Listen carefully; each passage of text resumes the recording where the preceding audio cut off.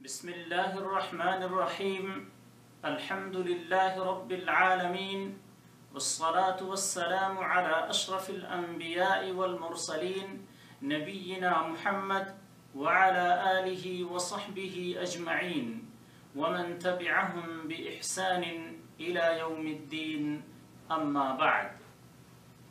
موضوع سخن ہے قرآن کریم پڑھنے کی فضیلت. اس موضوع کے ضمن میں بہت ساری حدیثیں آئی ہیں. 2-4 حدیثیں صرف آپ کے سامنے پیش کر رہے ہیں. ان میں سے ایک حدیث یہ ہے: عن ابی امامة رضی اللہ عنہ قال سمعت رسول اللہ صلی اللہ علیہ وسلم يقول اقرأوا القرآن فإنه يأتي يوم القيامة شفيعا لأصحابه رواہ مسلم. ابو امامہ رضی اللہ تعالی عنہ بیان کرتے ہیں کہ میں نے رسول اللہ صلی اللہ علیہ وسلم کو فرماتے ہوئے سنا: قرآن کریم کثرت سے پڑھا کرو، اس لیے کہ قیامت والے دن یہ اپنے پڑھنے والے ساتھیوں کے لیے سفارشی بن کر آئے گا. مسلم. دوسری حدیث عن عثمان بن عفان رضی اللہ عنہ قال قال رسول اللہ صلی اللہ علیہ وسلم خیرکم من تعلم القرآن وعلمہ رواہ البخاری. عثمان بن عفان رضی اللہ تعالی عنہ سے روایت ہے، رسول اللہ صلی اللہ علیہ وسلم نے فرمایا: تم میں سب سے بہتر وہ شخص ہے جو قرآن سیکھے اور اسے سکھلائے. بخاری. تیسری حدیث عن ابن مسعود رضی اللہ عنہ قال قال رسول اللہ صلی اللہ علیہ وسلم من قرأ حرفا من كتاب الله فله حسنة والحسنة بعشر أمثالها لا أقول ألف لام ميم حرف ولكن ألف حرف ولام حرف وميم حرف. رواہ الترمذی وقال حدیث حسن صحیح.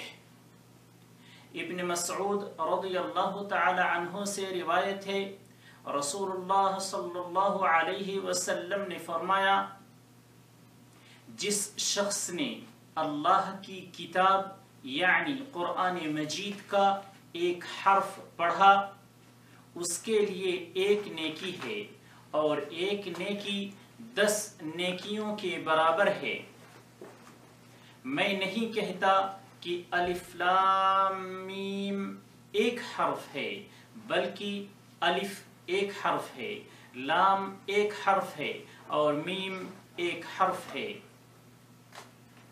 اسے امام ترمذی نے روایت کیا ہے اور کہا ہے اس کی سند حسن صحیح ہے.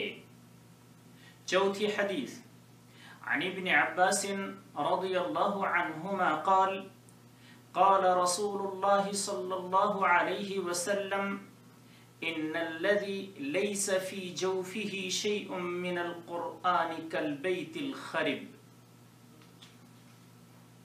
رواہ الترمذی وقال حدیث حسن صحیح. ابن عباس رضی اللہ تعالی عنہما سے روایت ہے، رسول اللہ صلی اللہ علیہ وسلم نے فرمایا: بے شک وہ شخص جس کے دل میں قرآن کا کچھ حصہ یاد نہ ہو ویران گھر کی طرح ہے. اس حدیث کو امام ترمذی نے روایت کیا ہے اور کہا ہے اس کی سند حسن صحیح ہے.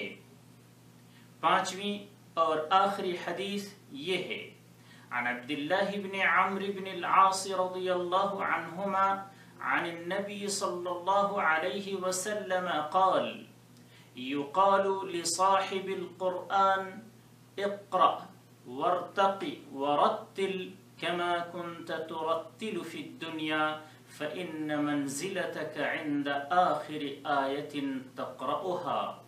رواه أبو داود والترمذي وقال حسن صحيح.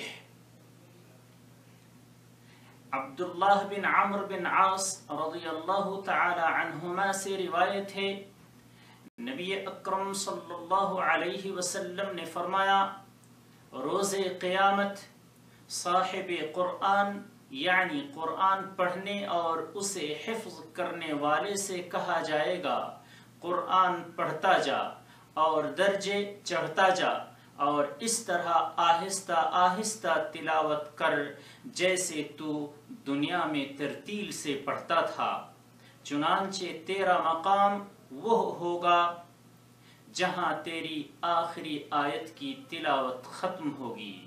اسے ابو داؤد اور ترمذی نے روایت کیا ہے اور امام ترمذی نے کہا ہے یہ حدیث حسن صحیح ہے۔ واللہ اعلم وصلی اللہ علی نبینا محمد۔